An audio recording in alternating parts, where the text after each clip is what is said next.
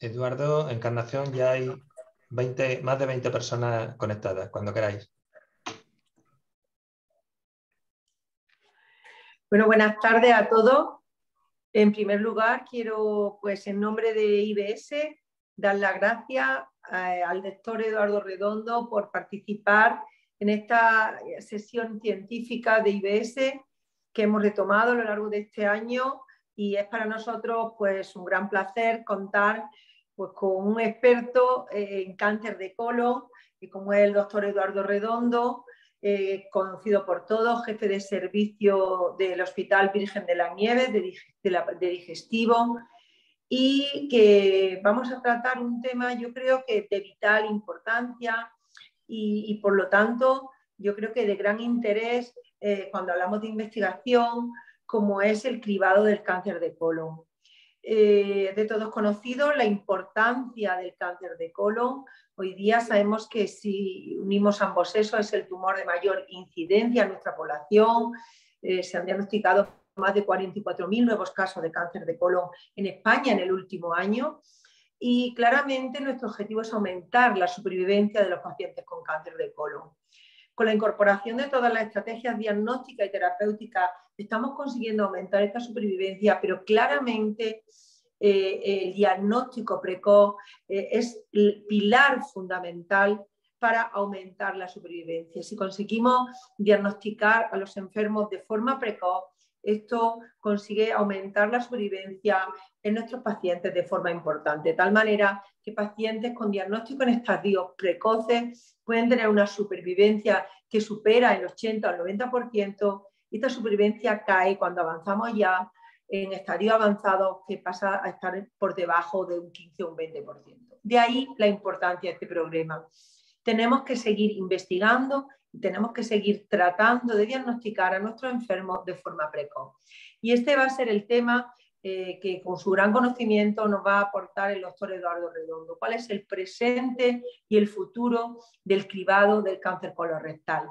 Pues sin más voy a dar la palabra al doctor Redondo. Animaros a todos los que habéis podido conectar, que yo creo que es un número hoy importante, para que hagáis vuestras preguntas a través del chat, que yo iré recogiendo, y posteriormente al finalizar pues se las haremos al doctor Redondo.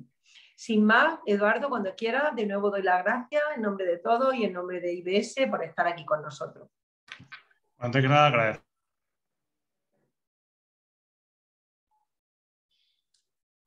¿Se ha cortado, Eduardo? ¿Hola? Parece que se ha parado. Todas las palabras iban bien. Hasta ahora Eduardo se le oía perfectamente, pero justo en este momento se le ha... Bueno, se conectará de nuevo. ¿No? Ahora, Eduardo.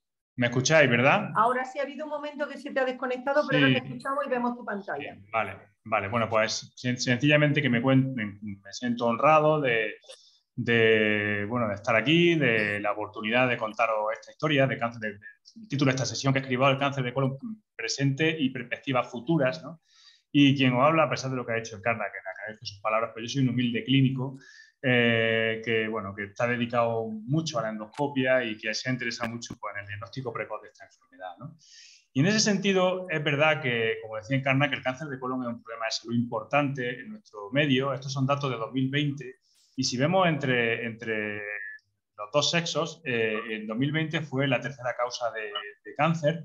Y posteriormente, en cuanto a muertes, pues fue la segunda causa de muerte por cáncer en el mundo, ¿no? Estos son datos del mundo. Y luego el cáncer de colon nos ofrece una oportunidad brutal, porque no es que solo lo podamos diagnosticar precozmente, es que este gráfico que demuestra o que ilustra la secuencia adenoma-carcinoma, es decir, desde que una célula en el colon se vuelve adenomatosa hasta que hay un cáncer de colon, pues esa secuencia dura 10 años. Y esos 10 años nos dan una oportunidad de oro, no para diagnosticarlo precozmente, sino para tratar la enfermedad antes de que se produzca. Es decir, para prevenirla de forma muy eficaz antes de que sea un cáncer y de que dé todos los problemas que da esta enfermedad. Y eso es lo que justifica fundamentalmente el programa de cribado de cáncer de colon, por lo que lo debería justificar, ¿no? Es verdad que ha habido pocos datos en cuanto a la justificación poblacional del cáncer de colon, etcétera, pero este trabajo, que es muy reciente, del 2020, del grupo del estudio de Minnesota, que es una gran serie de pacientes de esa zona de Minnesota que durante décadas han sido seguidos, ¿no? Si os fijáis, en estos pacientes, en el grupo en la línea azul, que son pacientes en los que se hizo polipectomía con respecto a un grupo control en los que realmente no se hizo nada, no se hizo ni siquiera un cribado, la incidencia acumulada de cáncer colorectal es significativamente inferior a lo largo de los años, ¿no? El tema del cribado al cáncer de colon, no se puede ser cortoplacista, hay que mirar a largo plazo, porque vemos cómo realmente, conforme pasa el tiempo, la incidencia acumulada va muy en favor de aquellos a los que se ha realizado polipectomía. Si tenemos en cuenta estos tres grupos, que son, los señalo, los pacientes a los que no se ha hecho polipectomía, no se ha hecho nada, se ha hecho screening, pero no ha habido que hacer polipectomía, que son pacientes que no tienen la tendencia natural a hacer un cáncer de colon, con respecto a los que sí se ha hecho polipectomía en la línea azul con respecto a los controles, a los que ni se hizo cribado, pues la ventaja en incidencia de cáncer de colon es absolutamente significativa y por tanto, el cribado se justifica muchísimo, ¿no? Hay evidencia también de este artículo de 2021 en el BMJ, en el que, teniendo en cuenta que en una población de riesgo medio la incidencia es del riesgo de cáncer de colon más que la incidencia, el riesgo es de un 3% en un lapso de 15 años, si hablamos de mortalidad y no hacemos ningún cribado, tendríamos una mortalidad de 9 por 1000 personas. Si hacemos un test de sangre oculta en heces anual, esto bajaría a 3. Y si hacemos un test de sangre oculta en heces bianual, que como veremos es lo que estamos haciendo ahora en España, en Andalucía y en España, ¿no? Esto bajaría a 4, es decir, menos de la mitad. Y esto son diferencias significativas, ¿no? Entonces, en cuanto a mortalidad de cáncer de colon, que no había muchos datos, de hecho la calidad de evidencia todavía no es fuerte, pues empieza a haber datos que apuntan a que podemos reducir la mortalidad. Pero también en estas series, que son fundamentalmente observacionales, vemos que en cuanto a incidencia de cáncer de colon, no hacer screening da lugar a una incidencia de 30 por 1000 personas y, sin embargo, si hacemos los test de sangre oculta en heces, la incidencia no disminuye significativamente. Fundamentalmente porque los test de sangre oculta en heces son buenos detectando cáncer de colon, pero no son tan buenos detectando pólipos. Sin embargo, la colonoscopia sí que es capaz de detectar la enfermedad antes de que se produzca, por tanto, aquí sí que podemos disminuir la incidencia cuando nos basamos en un cribado endoscópico, que, como veremos, pues, igual no es factible, pero tenemos que saber la verdad, ¿no?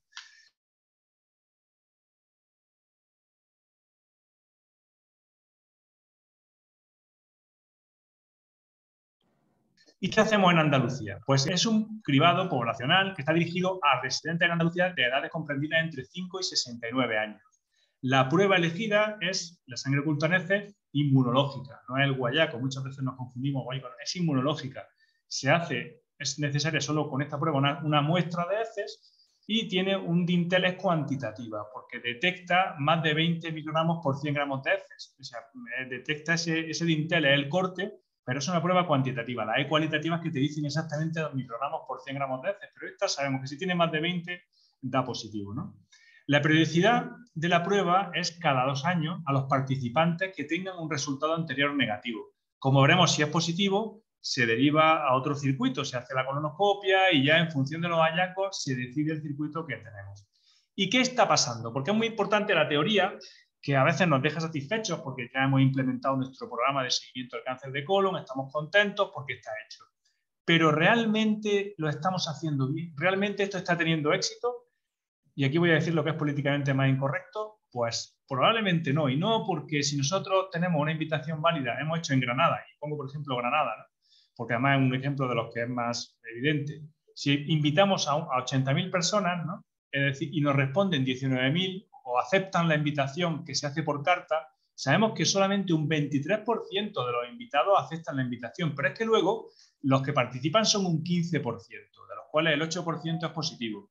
Como veremos o como sabemos, un programa de cribado poblacional en el que participa, de hecho, un 15% o un 16%, eso es lo que define el fracaso de un cribado poblacional. Y, por tanto, algo hay que cambiar porque en este sentido no lo estamos haciendo bien. ¿Qué alternativas tenemos para el cribado? ¿Cómo podemos cribar a la población? Porque podemos decir, igual el método no es el bueno. Pues eso también hay que analizarlo, ¿no? Pues tenemos de entrada los test en heces, que son el guayaco, que es el clásico, prácticamente no se utiliza, por lo menos en el mundo occidental se utiliza poco, aunque sí hay países, yo creo que en el Reino Unido están utilizando guayaco.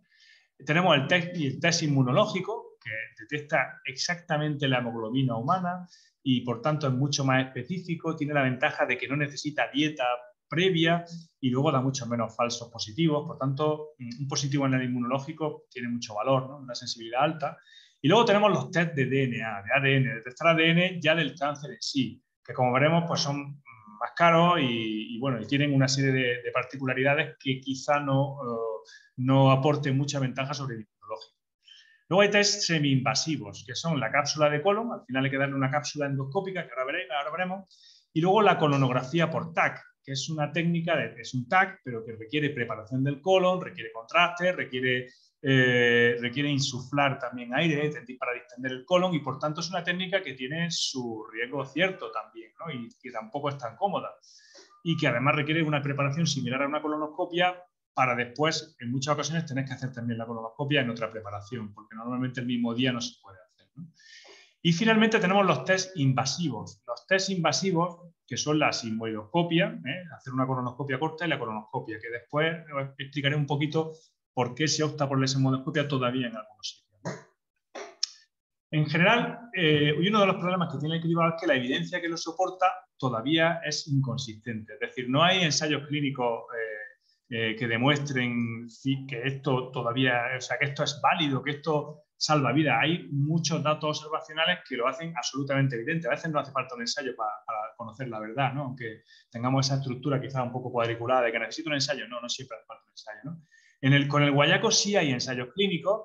No hay evidencia de que reduzca la incidencia del cáncer de colon, ya lo hemos visto que lo que hace sobre todo es detectar cáncer de colon en fases precoces, pero la mortalidad sí, y la reduce entre un 9 y un 22%, ¿no?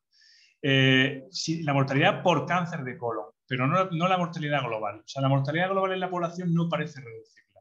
Con el inmunológico hay estudios observacionales a largo plazo con muchos pacientes, pero no son ensayos, por tanto, no sabemos si reduce la incidencia. Y sí sabemos que al menos en un 10% reduce la mortalidad por cáncer de colon. Y tampoco se sabe si hay un beneficio global. Y los test mixtos, que son los test que llevan ADN y también el test inmunológico, los combinan en un mismo test, que es un test en heces. Vemos que es comparable prácticamente, está a medio camino entre el inmunológico y la colonoscopia. No hay ensayos, pero lo que se piensa es que al menos va a ser tan bueno o mejor que el inmunológico, porque de hecho detecta mucho más, ¿no? Pero la evidencia todavía que soporta todo el montaje del cáncer del cribado al cáncer de colon, pues todavía no está tan clara, ¿no? Los test en heces evidentemente tienen problemas, y los problemas son fundamentalmente que son poco sensibles en cuanto a la detección del adenoma avanzado, es decir, de ese pólipo que si lo quitamos vamos a curar el cáncer de colon antes de que se produzca, vamos a ahorrar sufrimiento, vamos a ahorrar dinero, vamos a ahorrar de todo. Los problemas de participación que ya hemos visto, que tenemos especialmente, por ejemplo, aquí, además en una población que la vacunación del COVID nos ha demostrado que sí que está sensibilizada con el problema, y luego sabemos que si es positivo, pues necesitamos otra exploración. Las ventajas de los TNF, que son accesibles, que no requieren ningún recurso sanitario extraordinario, el paciente se lo hace en su casa, se le manda el test y se lo hace en su casa sin ningún problema, y luego además que tienen una elevada sensibilidad en la detección del cáncer de colon precoz y por tanto pues son muy válidos para esa detección precoz de la que hablaba la doctora González Flores hace un momento, ¿no?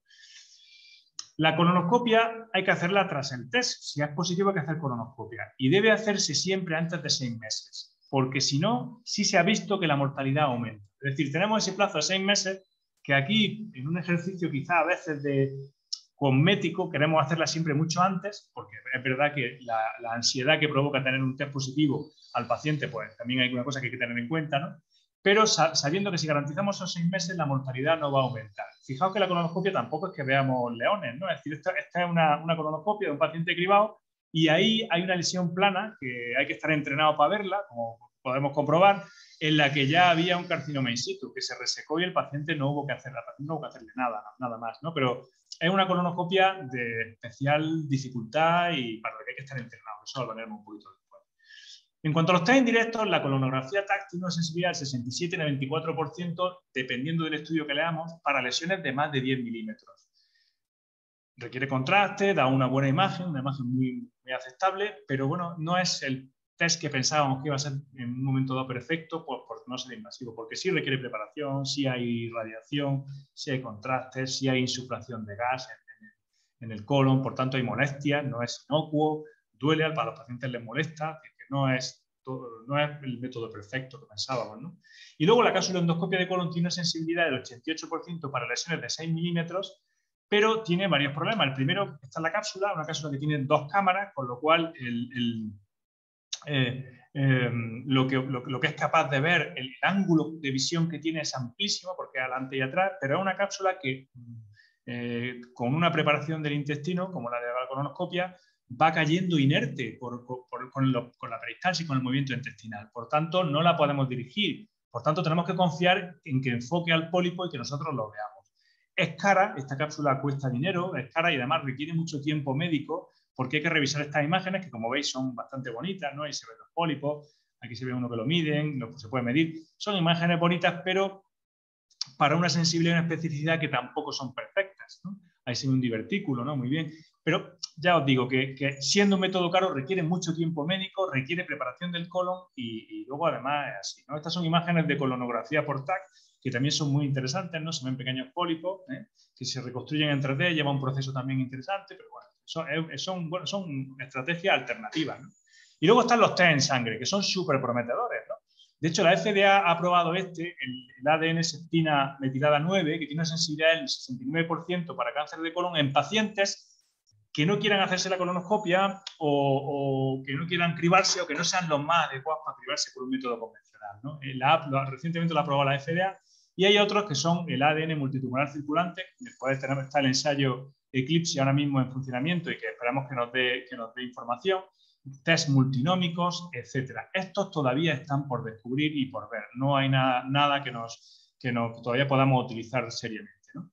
Los test de visión directa, y pongo esta gráfica que expresa un poco lo que de verdad hay, ¿no? Lo que de verdad podemos hacer, son la sangre oculta en heces, en la sigmoidoscopia, sobre todo la sangre oculta en heces no es de visión directa, es indirecto, pero es con el que se compara siempre. Y tenemos la sigmoidoscopia y la colonoscopia. La sigmoidoscopia, ¿por qué se sigue haciendo? Pues porque no requiere preparación del colon, solo enemas, porque no hay que sedar al paciente, el paciente le puede doler, puede tener molestias, puede tener dolor. Normalmente una sigmoidoscopia no duele mucho, pero molesta. Y económicamente, especialmente esto lo han visto en el mundo anglosajón, donde piensan en estas cosas, yo creo que, bueno, bien, está bien que se piense, pues no hay que sedar el enfermo, con lo cual se pone su enema, le hacemos la sigmoidoscopia y se va a trabajar. Y no pierde ni un solo día de trabajo, pierde el rato de la sigmoidoscopia.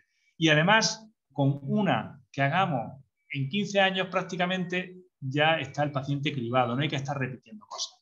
La colonoscopia tiene las ventajas de la sigmoidoscopia ampliadas, porque el colon está preparado, lo vemos entero, vemos los pólipos, lo resecamos, pero requiere sedación, tiene complicaciones, tiene mortalidad, la colonoscopia no podemos olvidarnos que tiene mortalidad, poca, escasa, difícil, pero la tiene y eso hay que reconocerlo, y que necesitamos una sedación y que por tanto perdemos un día de trabajo y muchas veces el día previo con la preparación del colon. Y esto hay que tenerlo en cuenta y lo tienen en cuenta en muchos sitios, ¿no?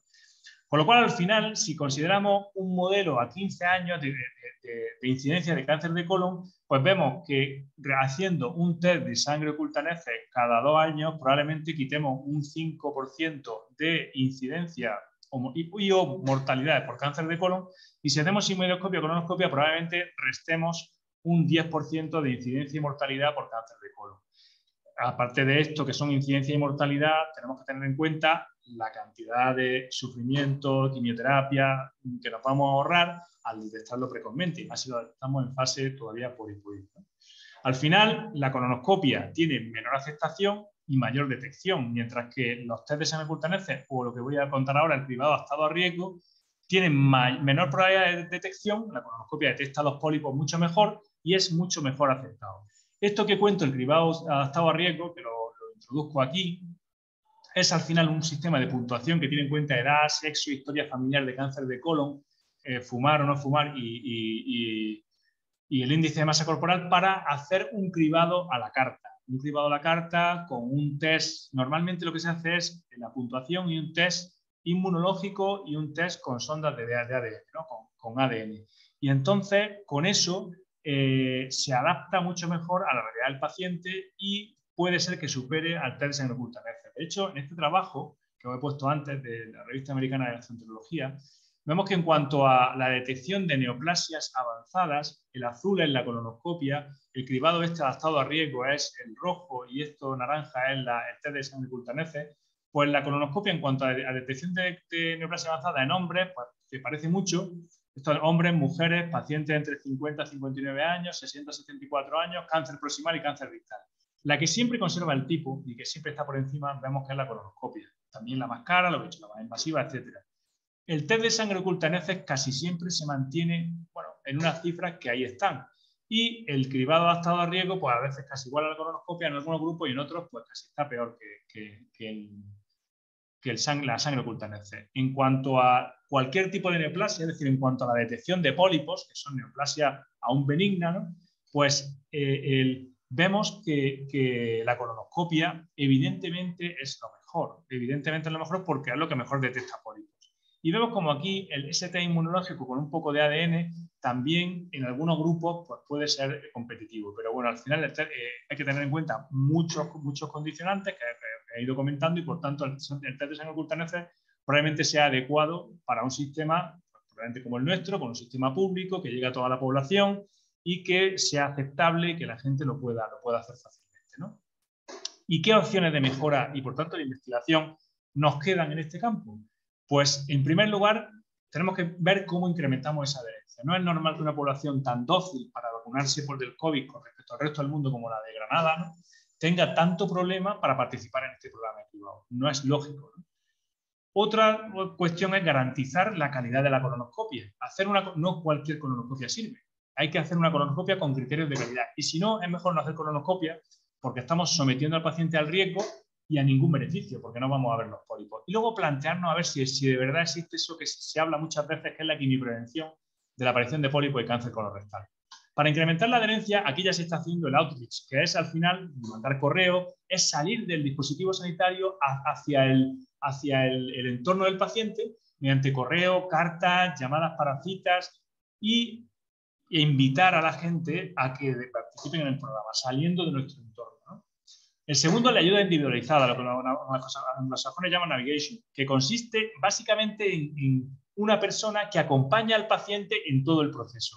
Los pacientes a veces el salto que tienen para participar en estos programas es cultural. Están en el pueblo, están en su casa, son personas mayores y tienen que hacerse el test ellos, tienen que ir al centro de salud, tienen que ir al hospital a la colonoscopia y eso les supone una montaña. Entonces, estos son personas del dispositivo sanitario que acompañan a esas personas más frágiles a que participen en esto o más descuidadas, ¿no? Esto es caro, ¿no?, por supuesto, pero bueno, es una estrategia de la que se plantea. También está la educación al paciente. Antes de que empezaran a Andalucía el programa de cribado, como está ahora, pues salía Ortega Cano en anuncios en la tele y la gente se conciencia y respondió mucho, pero ya no sale más, ¿no? Ahora que lo tenemos, no tenemos la publicidad. Pues la publicidad, los medios de comunicación, la televisión, que las personas mayores la utilizan mucho, internet, todo, ¿no? Yo creo que hay que usar todo para concienciar a la población. Y luego hay países que se han planteado el incentivo económico, especialmente en Estados Unidos, ¿no? Hay poblaciones en las que han querido hacerlo y en vez de cobrarles los 1.000 euros o los $1.000 o los $1.500 que vale una colonoscopia, pues la hacen gratis y encima participan en un sorteo que es fácil que te toque de $50, ¿no? Entonces, pues intentan así motivar que la gente acuda y se haga el cribado. La calidad de la colonoscopia es vital y en esto tenemos cómo hay apuntes para la investigación. Es fundamental tener una tasa de detección de pólipos y una tasa de detección de adenomas y tasa de detección de adenoma cerrado adecuada, ¿eh? Entonces, la tasa de detección de adenoma, que es el gran marcador, tiene que estar por encima del 20% de adenoma en las colonoscopias normales de mujeres y por encima del 30% de varones. Tenemos que tener una tasa de intubación fecal adecuada, de más del 95%. Estas son cosas que parece que son evidentes, que lleguemos a ciego, pero no en todas las unidades de endoscopia del sistema público español siquiera se tienen estas cifras. Y esto es trabajar en la formación de los residentes y de los profesionales en general, ¿no? El tiempo de retirada tiene que ser superior a 6 minutos siempre y tiene que estar documentado. Y luego el porcentaje de buena preparación, que es un caballo de batalla que nosotros tenemos aquí con nuestro programa de cribado tremendo y que parece que hay un muro que no nos permite superarlo, ¿no? el porcentaje de buena preparación debe estar por encima del 90%, ¿no? Y para eso sencillamente es un trabajo de escribirlo, el protocolo, y de explicárselo a las personas, ¿no? No es más, aunque yo creo que habría que pensar cómo hacerlo, ¿no? Y luego la quimioprevención, pues se ha hablado mucho. Se ha visto que la aspirina puede prevenir el cáncer de colon, pero las dosis con las que se vio que se podía prevenir eran altísimas, eran de 600 miligramos. A lo mejor mucha gente dice 600 no es tanto para tratar una enfermedad. Pero como programa de prevención de cáncer de colon poblacional, con las complicaciones que provoca esa dosis de aspirina a nivel gastrointestinal también, pues yo ahora mismo, no yo, sino los que lo ven, los investigadores que se han dedicado a esto, asumen que es inasumible. O sea, o lo dan como inasumible, no podemos dar tanta dosis, ¿no? La vitamina D también hay algún dato clínico, no un ensayo clínico, que apunta que podría ayudarnos a prevenirlo, pero tampoco está claro y por tanto ahora mismo no podemos recomendar absolutamente nada en este sentido, ¿no?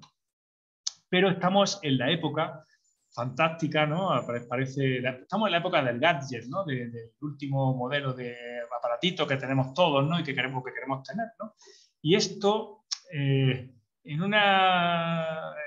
otra forma, pero a veces ridículamente similar, o ridículamente o curiosamente similar, llega también al mundo de la tecnología médica, ¿no? Y llega, por ejemplo, en la forma de la inteligencia artificial, que nosotros, por ejemplo, hemos probado, que es interesante, ¿no? Es interesante y ahora os contaré cosas de esto, ¿no? Y que bueno, que puede ser prometedora, veremos en qué entorno, ¿no?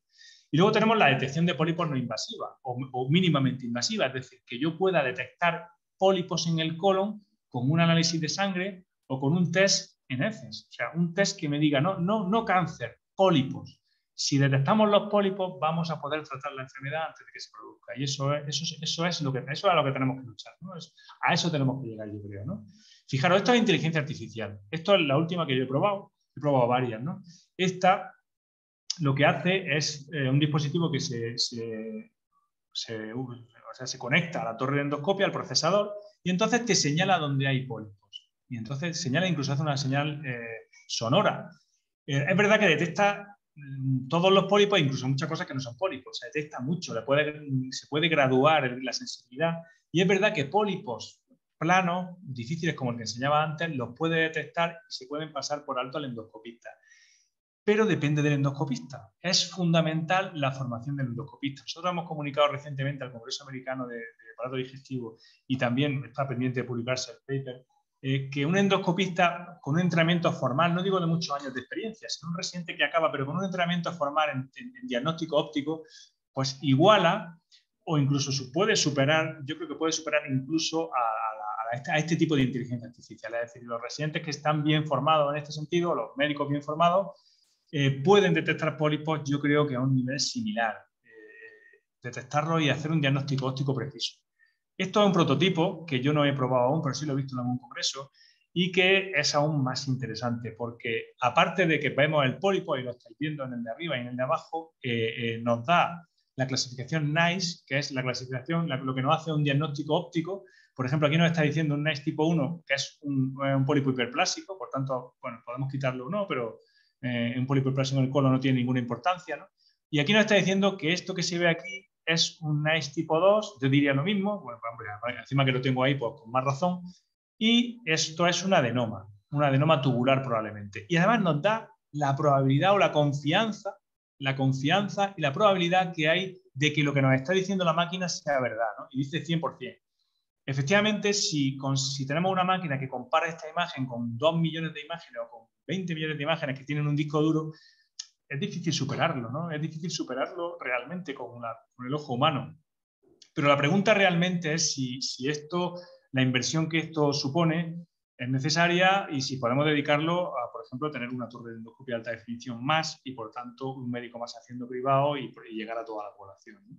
Fijaos, esto es más inteligencia artificial de distintas marcas, ¿no? Fijaos cómo detectan los pólipos, que a veces se ven mal. Esta, por ejemplo, tiene una precisión, una cosa que bonita, que te dice también el tamaño del pólipo, que es interesante porque medir el tamaño de un pólipo veréis que no es tan automático ni tan sencillo.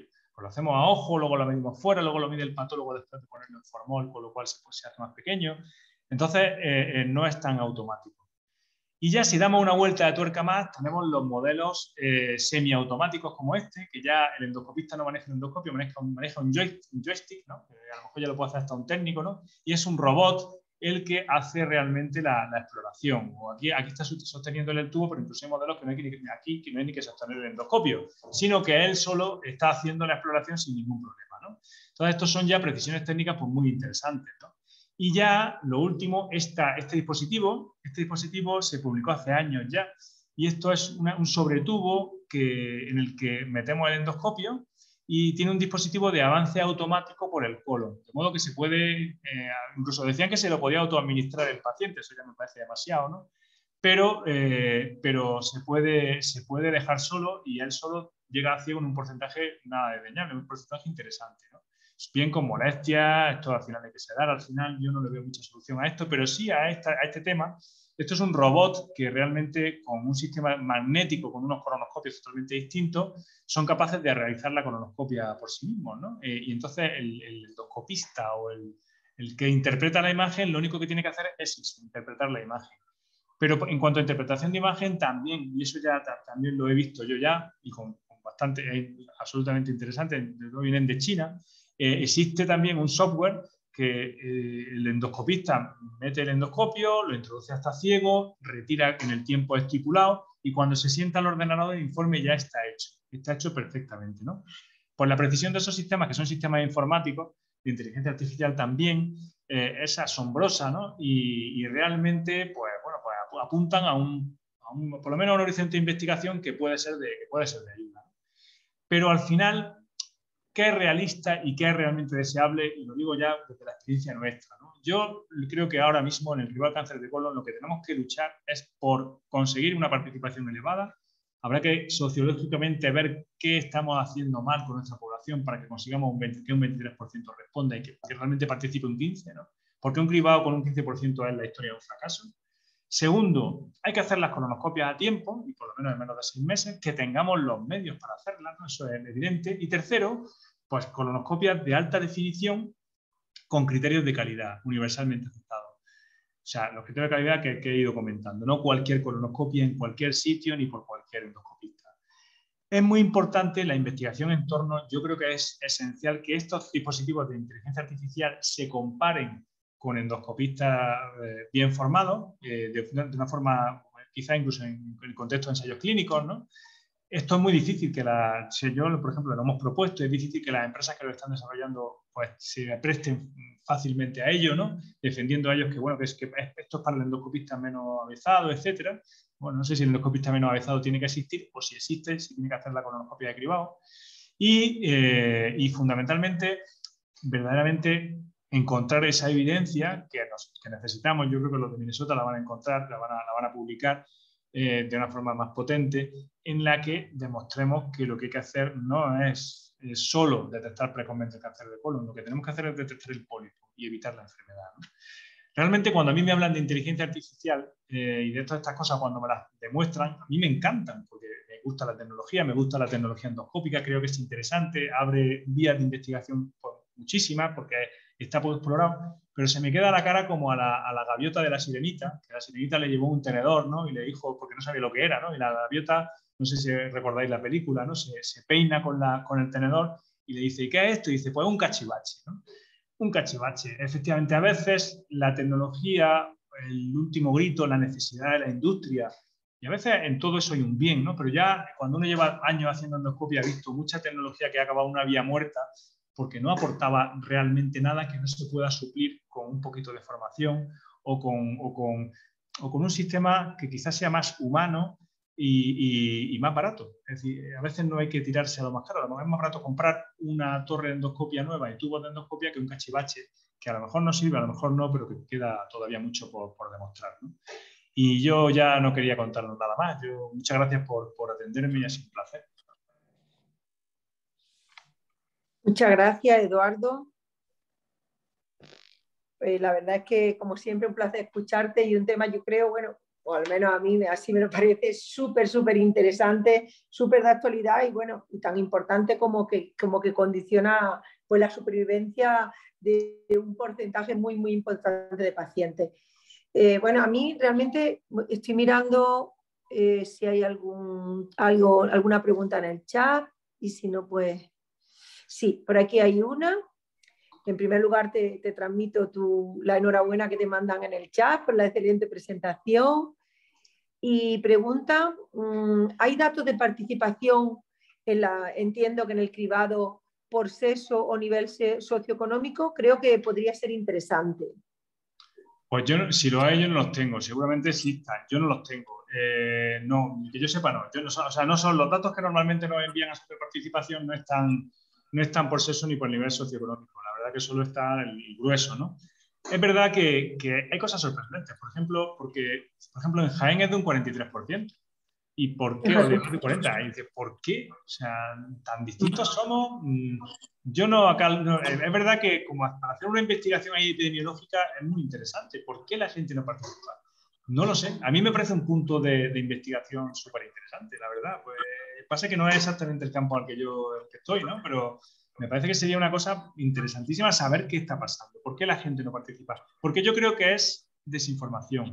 Porque cuando el COVID, ¿por qué tenemos una vacuna? Porque la población española tiene mucha fe en el sistema sanitario.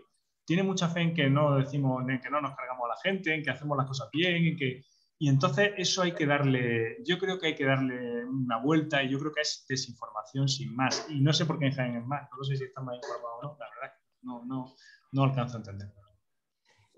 Aprovecho yo para decirte, aunque hay otra pregunta, porque quizás no tenga toda la información, pero de lo que conozco sí que parece que en otras comunidades autónomas, que es verdad que se incorporaron antes, ¿no?, al programa de cribado, pero por ejemplo en Navarra, que sí tengo yo más información porque tengo buena relación, creo que tienen mucha más adherencia. No sé si tiene información alguna de otras comunidades autónomas. Los que han publicado mucho, y luego tenemos relaciones mucho con amigos de allí, con Navarra, País Vasco y Valencia. Y en todas hay más participación que en Granada. Entonces, no lo sé. La verdad es que no sé si a lo mejor allí la Junta ha hecho más publicidad. Es que aquí la publicidad no se hizo mal, porque yo creo que llegaba la gente, porque a mí lo de Ortega Cano yo no lo había visto, yo no veo la tele casi nunca, pero me lo dijeron un montón de enfermos, ya me puse a ver televisión para ver a Ortega Cano, hombre, hablando del cáncer de colon. Y eso llega, ¿no? Entonces, pero ahora yo creo que no se está haciendo eso. Entonces, no sé si quizá una campaña publicitaria. También a veces, a lo mejor a la administración le da miedo. Porque claro, ahora mismo con el 23% estamos cribando a la población en tiempo. Como vengan 80, amigo, aquí hay que invertir. O sea, aquí hay que invertir porque los medios no nos van a dar. Entonces, yo creo que igual ese equilibrio son difíciles, ¿no? Pero no creo que se haga aposta, pero si a lo mejor se dice, vamos a no llamar demasiado a la gente, vayamos a que se comparse, ¿no? De todas maneras, yo creo que, bueno, esto, aparte de la administración como tal, creo que, bueno, ya que estamos aquí como investigadores, ¿no? Porque en definitiva somos un grupo de investigadores los que estamos aquí, creo que nos deberíamos de plantear, y es una cosa que lanzo y que hay IBS y que probablemente podamos tenerlo, pues hacer nosotros también una jornada, ya que hablamos hay un grupo no solo de cáncer, sino de epidemiología dentro de IBS, que yo creo que quizás se podría plantear hacer una jornada de divulgación, y esto es algo que podemos tenerlo en cuenta. Hay más preguntas, Eduardo, has desencadenado mucha atención. A ver, preguntan por aquí que en esta situación, que también era una pregunta que yo te iba a hacer, en esta situación de baja adherencia, si vería factible, has hablado del cribado adaptado al riesgo, cribado a la carta, también me parece a mí muy interesante. ¿Vería factible el uso de cribado adaptado al riesgo? Esto pregunto. ¿Eduardo? Se la queda congelado. ¿O en la vuestra? Ahora, es que os se pierdo. Claro, no sé si me está... Ahora he perdido, ahora te he recuperado. Sí, ya te escuchamos. Ahora te he recuperado. Sí, vale. Vale, es que la conexión mía parece que hay inestable. Mira, bueno, yo creo que sí.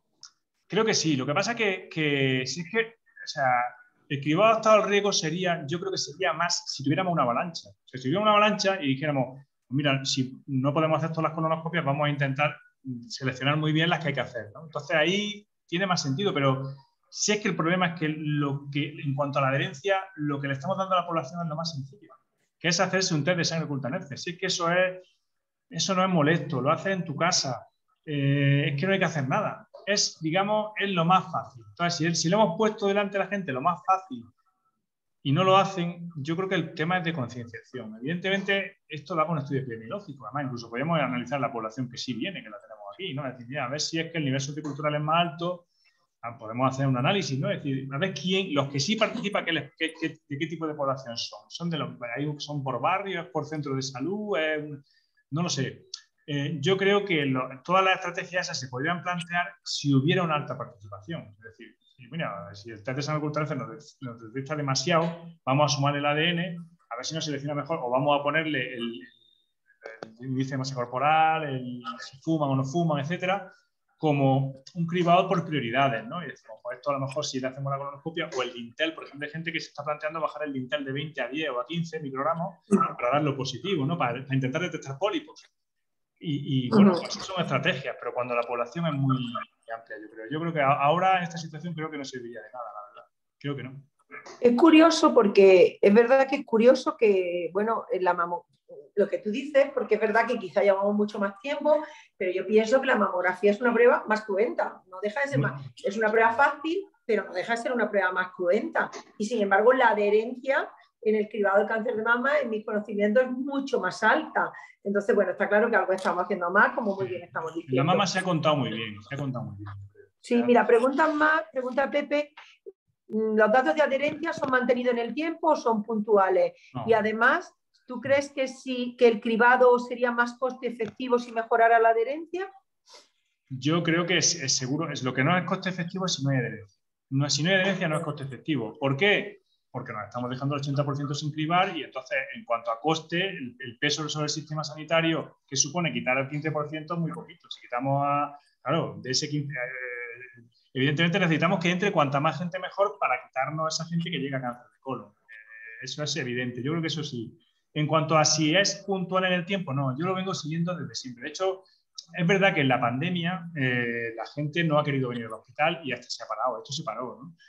Pero esto se parece mucho a las cifras que teníamos en el 18, en el 19, ¿no? Y se mantienen ahí, no lo sé por qué. En la pandemia es verdad que hemos tenido, por ejemplo, una disminución, mi unidad tiene una disminución de un 32% en demanda asistencial. Ahora estamos a la cifra otra vez a tope, ¿no? Pero hemos tenido porque ha habido miedo a venir al hospital, ha habido miedo a salir de casa, solo eso ha existido, ¿no? Pero la tendencia se mantiene en el tiempo a ser muy baja. Y yo creo que los cribados son coste efectivos cuando abarca a toda la población, que es cuando evitas más cánceres de colon, que más cánceres de colon lleguen tarde. Y por tanto evitas todo lo que supone hacer el PET-TAC, todo lo que supone la quimioterapia, la cirugía, el sufrimiento humano, todo eso lo está evitando, ¿no? Entonces yo creo que la coste-eficacia, cuanto más participe, es mejor. Eso es seguro, ¿no? Aquí han ido otra pregunta interesante, bueno, pero bueno, respóndela tú también, que preguntan, en el caso de población con antecedentes familiares de cáncer de colon, ¿se recomienda también sangre oculta en heces o colonoscopia? Si es un solo familiar con cáncer de colon, un familiar de primer grado, sangre oculta en heces como la población general. Esto cambió en 2018, es importante que lo sepamos, porque antes sí hacíamos colonoscopia y ya no. Si son dos familiares, empezamos un cribado con colonoscopia cada 5 años a los 40 años, o 10 años antes del caso índice. Si el caso índice fue con 45, empezamos a los 30. Con 2 de primer grado. Con 1 de primer grado, nada, población general. Igual, porque se ha visto los estudios que como veis, son estudios a largo plazo, aquí hay que ser largoplacista, y entonces a largo plazo se ha visto que en los de primer grado no hay una incidencia significativamente más elevada, ¿no? Salvo que se trate de un síndrome ya de poliposis adenomatosa, etcétera, síndromes específicos, ¿no? No hay que hacer lo que la población general. Muy bien. Yo quería preguntarte, Eduardo, en cuanto al futuro, o sea, hay muchos estudios, ya has comentado tú, con DNA tumoral circulante, ¿no? Que yo creo que muchos de ellos son muy interesantes, ¿verdad? Que el test de sangre oculta en heces también es una prueba bastante poco cruenta, pero es verdad que un mínimo análisis de sangre es una prueba bastante factible. Y hay datos ya, bueno, bastante, algunos de ellos muy potentes. De hecho, en cáncer de colon como tal, tenemos nosotros datos de que el detectar después de la cirugía del cáncer de colon el DNA tumoral circulante nos puede decir qué pacientes realmente van a recaer, incluso hay datos de que tendríamos o no que tratarlos con quimioterapia según el DNA tumoral circulante, todavía no establecidos, pero ya muy avanzados. ¿Cómo crees? ¿El futuro cómo lo ves tú en cuanto a la biopsia líquida en relación al DNA tumoral circulante? Y ya de paso, y porque no tengo mucho tiempo, ¿La microbiota? ¿Tú crees que va a tener también algún papel ahí en este tema? Yo creo que el futuro, a ver, yo me acuerdo cuando se hablaba, yo cuando era residente surgió la colangioresonancia magnética, la mejor ecografía, la ecoendoscopia surgió poco después, y entonces la CPR, que antes la hacíamos diagnóstica y para ver si lo que había en la vía biliar, ahora se ha vuelto solo terapéutica, ¿no? Y parecía que eso no iba a llegar, ¿no? Y hoy es así, ¿no? Yo creo que el cáncer de colon y los pólipos, cada vez más los endoscopistas vamos a ir a hacer tratamiento, vamos a ir a quitar pólipos y el diagnóstico lo va a hacer otro. Y lo va a hacer probablemente, la biopsia líquida me parece súper atractivo, o sea, si la biopsia líquida fuera al pólipo nos llega a servir y en eso estaremos, ¿no? Y estamos, pues si un análisis de sangre nos va a decir este señor tiene pólipos, eso va a ser fantástico, porque es que es la clave. Vamos a la colonoscopia y le quitamos el pólipo y ya está el cribado hecho, ¿no? La microbiota se habla mucho en cuanto a etiología, se habla mucho en cuanto a que sí que puedas tener algo que ver, los Fusobacterium, se habla mucho, pero yo lo que veo en la microbiota es que es difícil de cambiar. O sea, la microbiota tú puedes analizar la microbiota, puedes hacer un tratamiento preventivo, ya podemos hacer trasplantes de macrobiota, que es una cosa asquerosilla, pero que podemos ir haciendo y que tenemos que implementarlo cuando ya podamos en el Sistema Sanitario Público Andaluz, tenemos que tenerlo porque tiene su indicación. Pero, fijaos, para cambiar la flora realmente, para modificarla, tenemos que hacer un trasplante de macrobiota. Es un trasplante de heces. O sea, los probióticos que tanto recetamos y todavía ponemos, como con un acto de fe, se ha visto que los cambios que provocan en la microbiota del colon y el intestinal son súper efímeros, son absolutamente efímeros. Entonces, ahí yo creo que hay un campo que es muy interesante en cuanto a carcinogénesis y en cuanto a génesis de pólipos, pero que aún queda un largo camino. Ahora, en cuanto a cambiar el cribado por métodos no invasivos y que sea un análisis de sangre, un análisis de heces, lo que sea, en el que el ADN esté implicado y que en el que detectemos pólipos, o sea, es que cuando nosotros quitamos todos los días pólipos que sabemos que son o tienen un cáncer in situ o va a ser un cáncer dentro de 3 años. Entonces, y va a ser un cáncer de colon. Y ese tipo de pólipo, ese adenoma avanzado que está así, es que es 100%. Entonces, lo quitamos todos los días. Entonces, si podemos hacer eso a nivel poblacional, vamos a ahorrar un montón de cáncer de colon. Yo creo que va a ser una... Luego hay vías, la vía de adenomacarcinoma es la vía fundamental, pero luego hay otras vías, ¿no? Distintas, la vía cerrada y otras vías. Está el Lynch, habrá cáncer de colon, pero va a haber mucho menos cáncer de colon y vamos a salvar muchas vidas y mucho sufrimiento. Bueno, Eduardo, la verdad es que yo seguiría aquí hablando contigo mucho rato porque me encanta el tema, que os me nota, a ti también. Sí. Y bueno, y también hemos tenido mucha participación, se ve claramente que era un tema interesante, pero bueno, tenemos que de momento no dejo ninguna pregunta así pendiente, yo tendría más que ya te las comentaré, pero fenomenal. Muchísimas gracias, la verdad es que ha sido un placer. Creo que bueno, hemos tenido dentro de lo que cabe bastante participación, aunque podríamos haber tenido más, pero ha sido muy buena. Enhorabuena y darte las gracias de nuevo a ti y al IBS porque somos todos, ¿no? En definitiva, ¿no? Por participar y porque todos estemos, bueno, pues en pro al conocimiento de estos temas tan importantes y sobre todo a potenciar la investigación. Os animo a todos a que sigáis conectando todos los meses, hacemos una sesión que están siendo muy interesantes. Os animo a que os sigáis conectando, seguiremos dándole publicidad. La próxima será en diciembre, si no recuerdo más, creo que el 14 de diciembre, pero me puede bailar, pero estás pendiente porque será en esa semana de diciembre que os haremos difusión y espero contar con vuestra participación. Y nada, gracias en nombre de todos, a Eduardo y a todos los que estáis conectados. Y gracias a ti, Encarna. Gracias a ti, gracias a todos por escuchar. Venga, saludos.